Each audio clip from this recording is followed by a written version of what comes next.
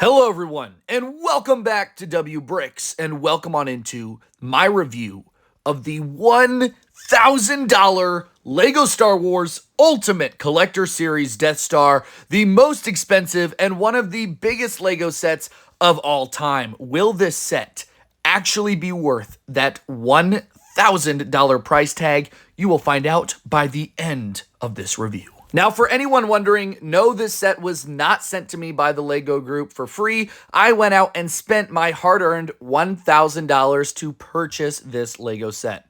Will this set actually be worth that $1,000 price tag? You'll find out by the end of the video. So for $1,000, you're getting 38 minifigures and 9,023 pieces included in this Ultimate Collector's Series LEGO Star Wars set. First off, the 38 minifigures is a great amount. I still would have preferred more, but we'll get more to the minifigures in just a minute. Overall, though, taking a look at all these images of the box, this thing is absolutely stunning. It's displaying the set perfectly, and I love the front, back, and top of the box. What I love more is the first side of the box, which looks so cool with this gorgeous image of the Death Star. If only the actual Death Star LEGO set was circular like the picture they show on the side. The other side of the Death Star shows the slice that you're actually getting. So a pretty big difference on either side of the box, but overall, I do really like this box a lot. I think it is really, really gorgeous. Now, I'm not going to show the unboxing process of this set, as I never do, because I believe that if you purchase a massive LEGO set like this, you should be able to enjoy the unboxing experience for the first time for yourself and kind of have that little bit of joy. So with that being said, let's move on to the minifigures and dive into this whole review. So included in this set are 38 minifigures, which on the surface sounds really good. It's the most amount of minifigures ever included in a LEGO set, but I do fear it does fall a little bit short of what I would have been really satisfied to see. So let's dive in. All right, and first up here, we've got the old Ben Kenobi and Farm Boy Luke Skywalker minifigs. These are both great minifigures. The new Farm Boy Luke is great with new printed legs, and I believe that's a new torso as well, along with the dark variant of his hair.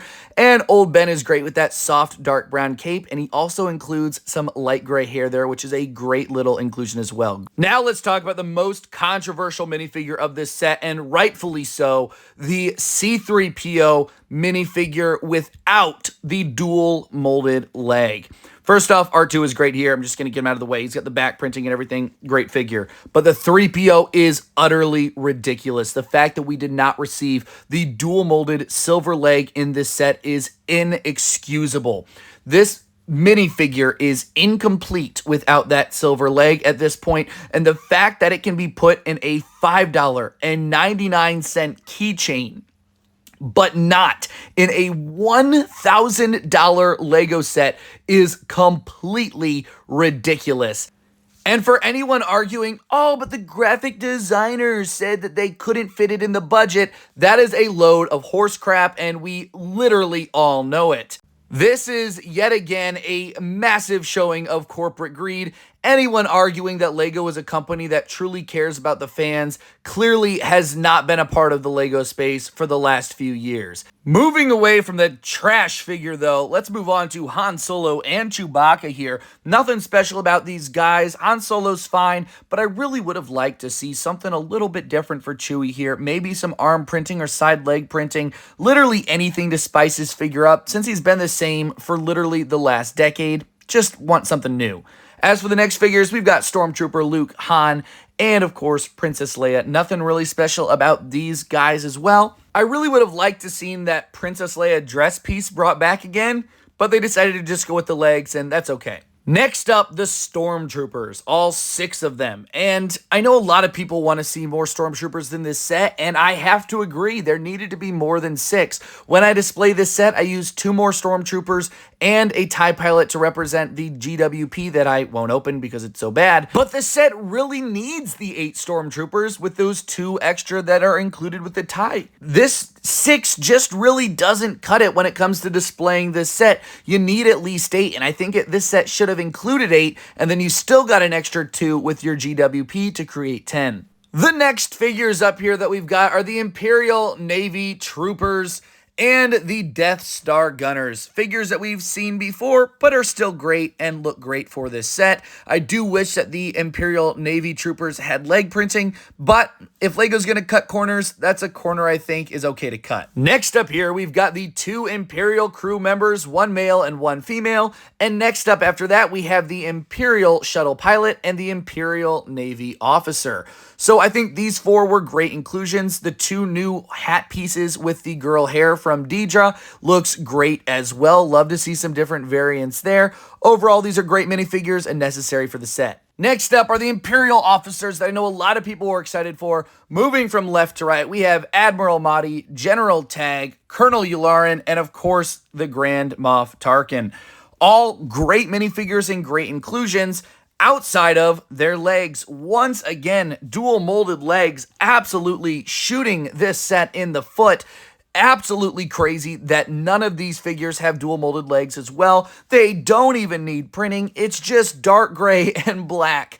It is not hard. If I can go to the Lego Build a Minifigure section inside of a Lego store and fill each of my figures with random dual molded leg parts, clearly they are not worth too much to put in a $1,000 set. You don't even need crazy printing on these. It's just blank. It's just blank.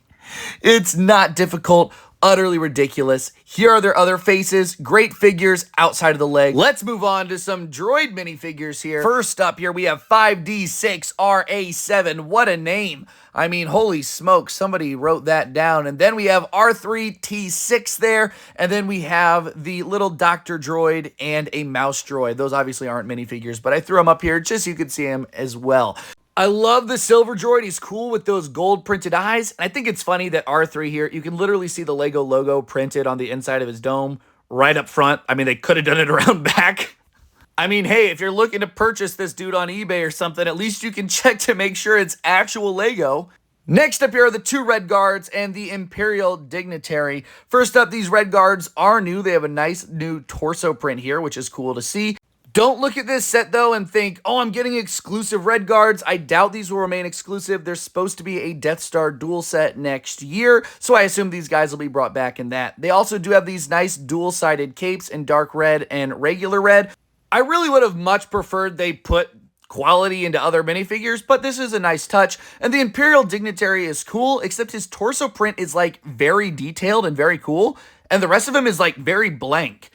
Like, I know a lot of people got really excited over this minifigure, but I was in the complete opposite boat. I thought it looked really, really bad. Why would you have a super detailed print on the torso and then just ignore the skirt and hat piece? It just doesn't look good to me. I mean, it's a cool minifigure, a cool new hat piece and stuff, but like, where's the rest of the printing? It's like they gave up halfway through, in my opinion. Next up is Darth Vader, Emperor Palpatine, and Luke Skywalker. Nothing crazy about these guys. We've seen them a billion times. This is the same Luke that we just saw in the diorama a few years ago. I will say, though, I don't like this lightning piece used for Palpatine. I do think it is a massive, massive downgrade from the original lightning piece, which was just kind of perfect in my opinion. I don't know why they'd change that out.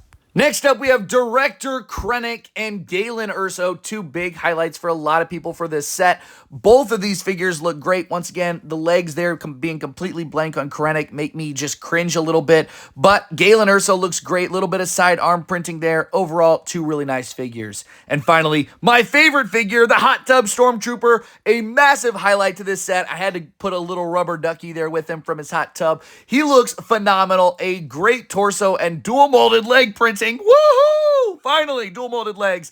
Great face print here. Absolutely love this minifigure. 10 out of 10. He carries the set. Speaking of the set, let's finally get into it, starting off with the Imperial Shuttle here. Now, I personally hate downsized vehicles from Lego Star Wars. I'm never a fan, but this one is fantastic. Not only can you fit 2 minifigures in this thing, but it is sleek, it is clean, it is tiled off. This is, in my opinion, the best small-scale Star Wars starship ever done. The angles, the smoothness, the playability, the capabilities for display with this thing are endless. I absolutely love this small build, and it is a phenomenal inclusion to the Death Star, which is now right in front of you. And it is actually breathtaking. Actually breathtaking. I mean, I am serious, guys. I did not expect to like this set as much as I do. I almost didn't even buy it because I was so worried about buyer's remorse. But in the end, I am absolutely in love with this Lego Star Wars set, and it is easily one of my favorite Lego sets of all time now. With the minifigures in this set, it completely transforms it and brings it to life. Holy smokes, is it good. We're going to start at the bottom of this build and work our way up. I'll show you the sections with minifigures in, and then I'll take the minifigures out so you can see it without the minifigures as well. But overall, guys, I love this set. But let's start off with the Death Star trash compactor down below. I've got Chewbacca and Luke Skywalker sitting in this one. This is probably my favorite trash compactor build of all time. It's not too big, not too small. It's got great function in it. And it's just so well detailed for being in a small space down here. Of course, the play function of this is great. As you can see here, just slowly collapses in, and that little eye just peeks right up, and I absolutely love it. As you see here on screen, there'll be a video of how you do this. It's just a small gear in the back. There's like no technique that goes into this. It is incredible. So simple, yet so good.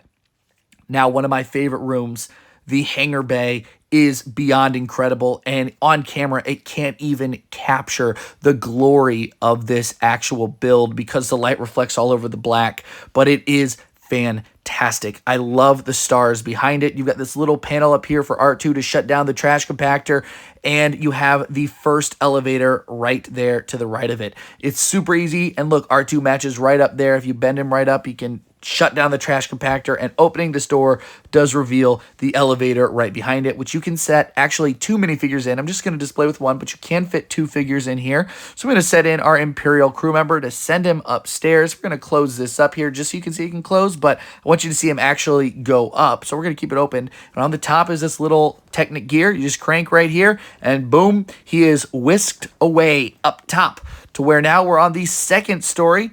Once again, opening the door so you can see him come up the elevator, and boom, here he is on the second story. Not only is this a great play feature, but it's just fun to play around with in general as an adult.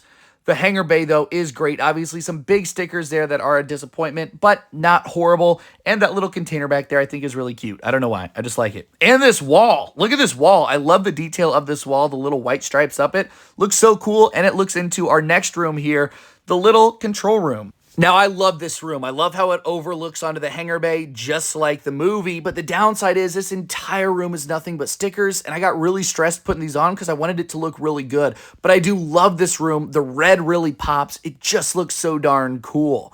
It is now time to move up to this second layer, though, and look at another fantastic room, the hallway. And I love this room simply because it is so versatile. You have what I did here, Han Solo running from a bunch of stormtroopers with a little mouse droid going through there, but you could easily put your Obi-Wan Kenobi and Darth Vader dueling in here. I mean, this room has endless capabilities for where you can put minifigures and what you want to do. As you see, you can just pull out this section to easily access the trash compactor down below for people like me with massive hands, so you can still get your figures in there. And then I'm sure you can see a little bit there on the right-hand side, of course, is the mini kit. What a great inclusion. People have been asking for just a nod to the old games for years and years, and we finally have one here included in this set. And on the other side is some character studs, which we'll take a look at later on in the video. Now, you can slide open this door right next to it to reveal the little Dr. Droid hidden away. And with that being said, let's move up to the third level.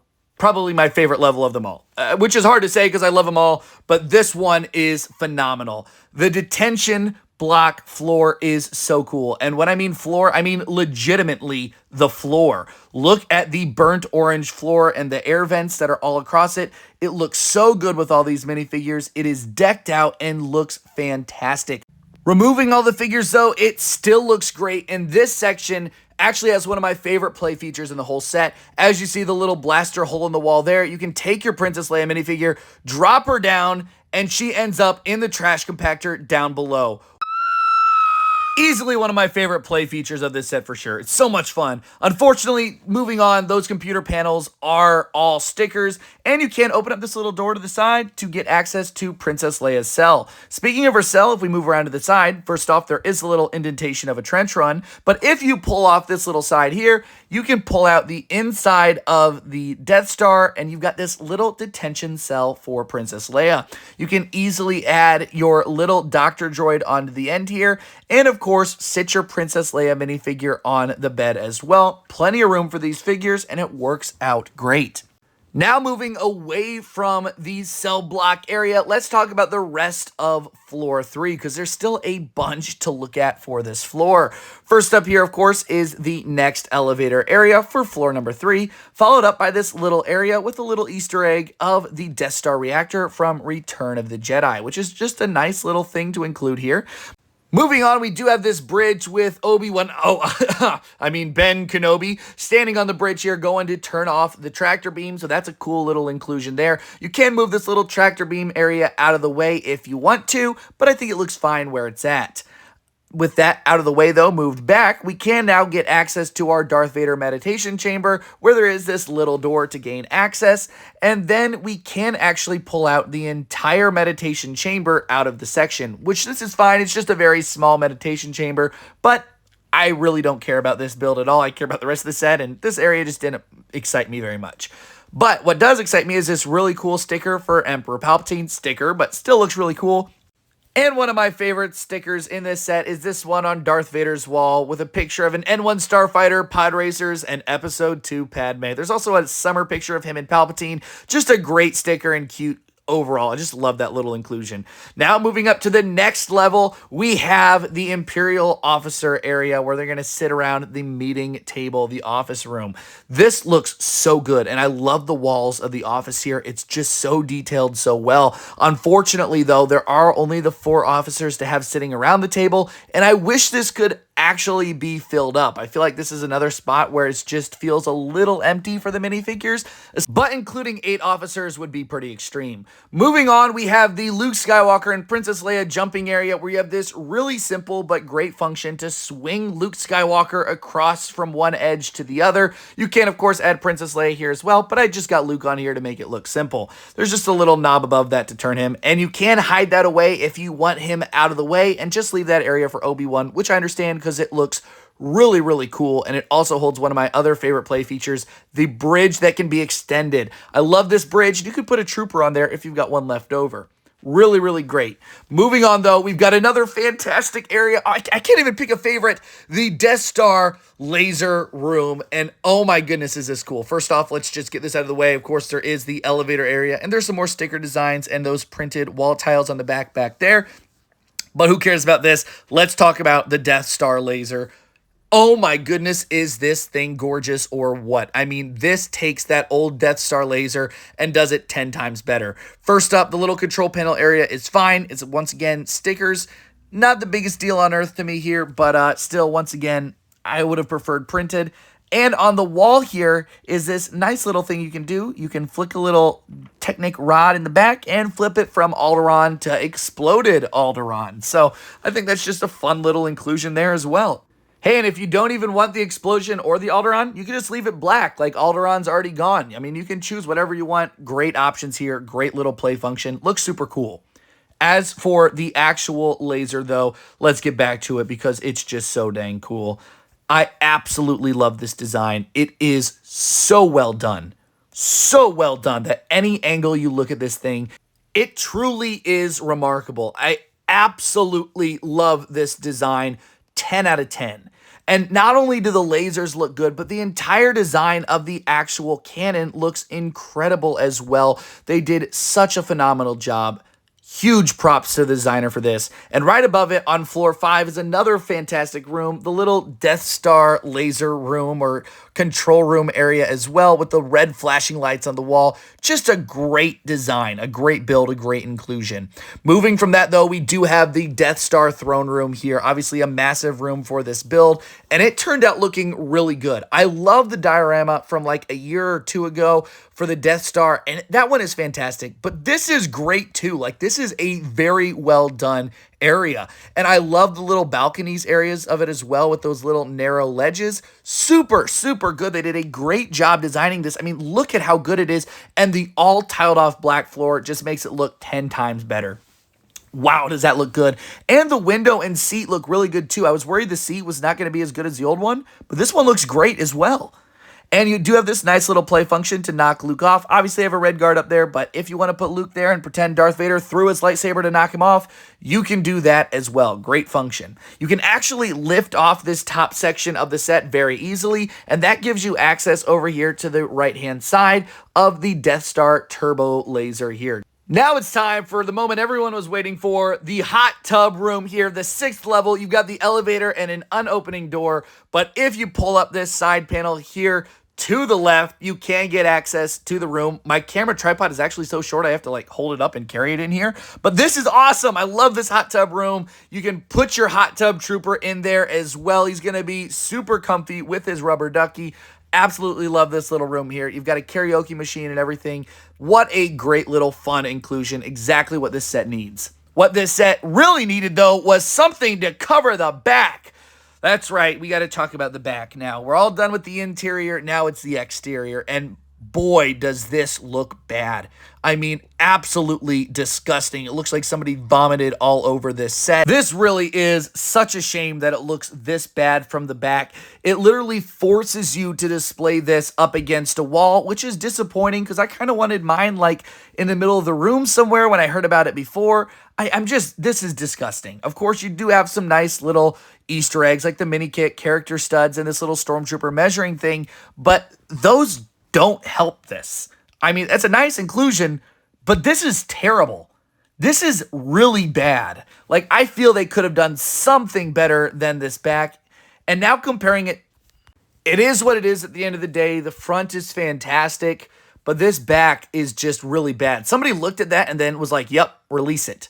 I do want to compare this, though, to the 2008/2016 Death Star as well, because it really shows you the massive size comparison. I thought the old Death Star was big back when I got it years and years ago, but this one is like way bigger. This one could fit inside the other one by a lot.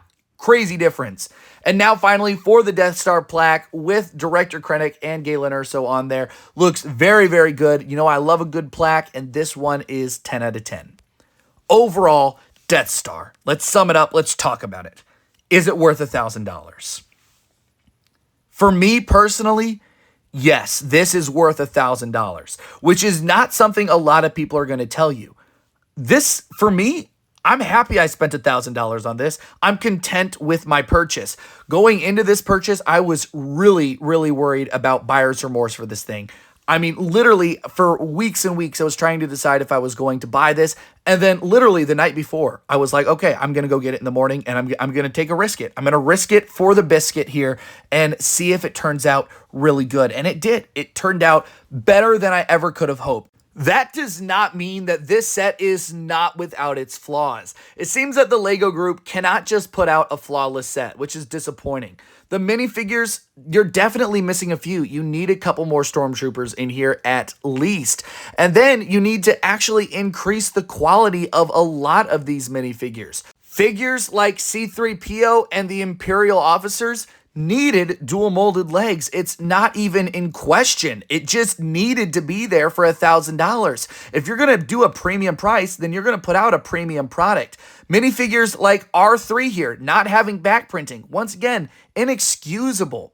And then once again, minifigures like Chewbacca, where we've seen him a ton of times, just had no extra spice or flair added to this minifigure.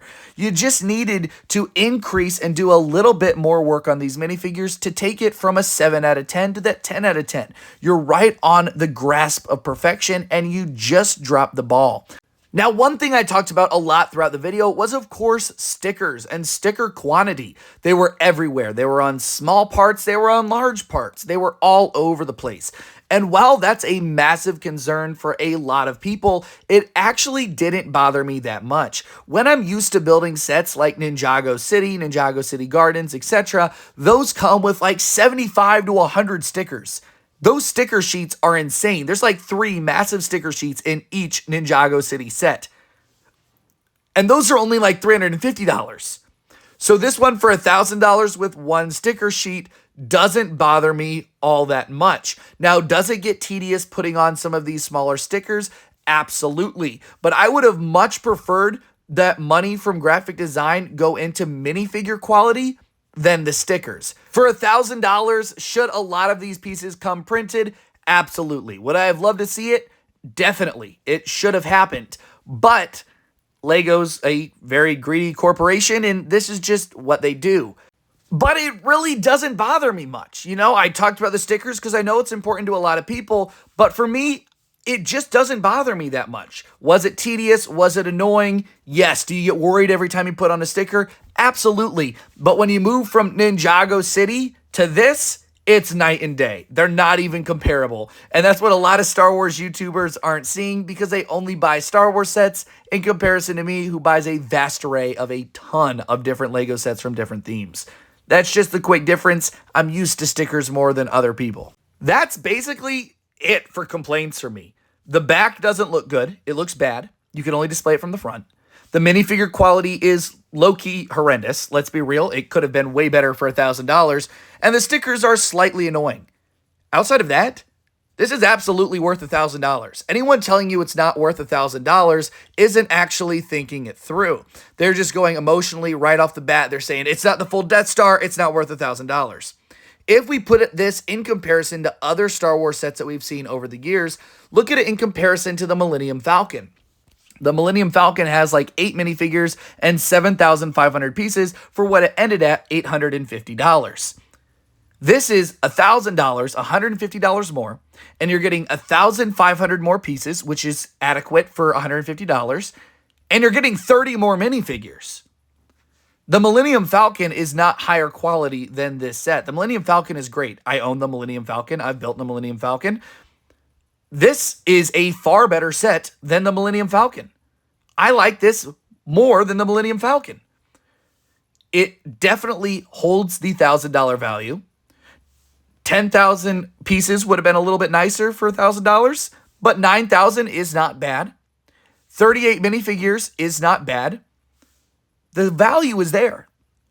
And think about the quality of the minifigures was really not there with the Millennium Falcon either. The Millennium Falcon figures suck. Let's be real. The Han Solo and Princess Leia are what you're looking forward to.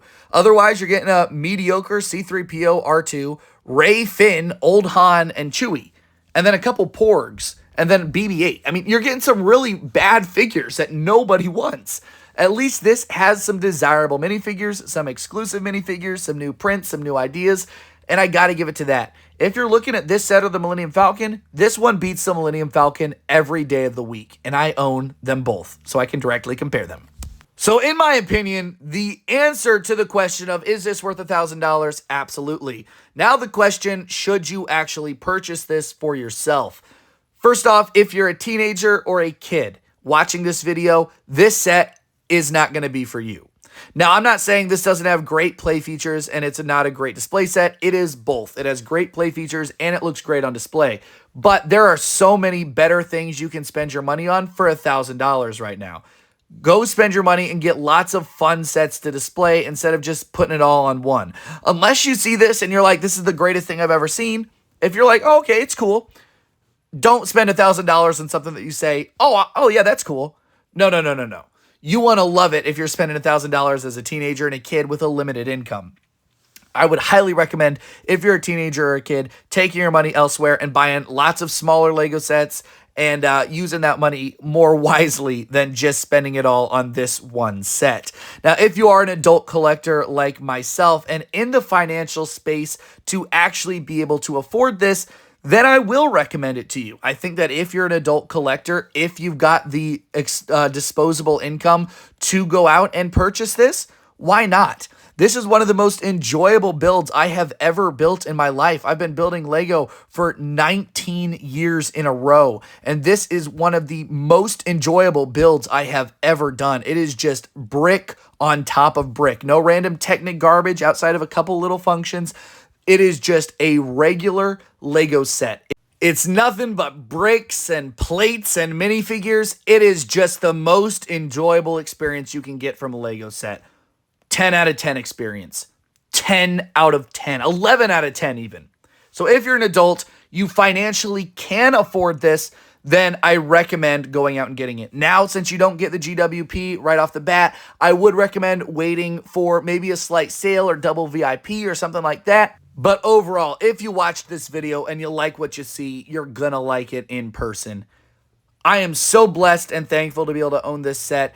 Thank you guys for sticking around and watching my review of this. I know it's not Ninjago, but I do love LEGO Star Wars, and I would like to do more Star Wars content on here. So if you enjoyed, hit the like button and subscribe down below, guys. Share to your friends. Thank you guys for spending your time here with me today. I am so blessed to be able to own this, and I am so happy that I did. Have an incredible rest of your day or evening, everyone, and I will see you all later on W Bricks.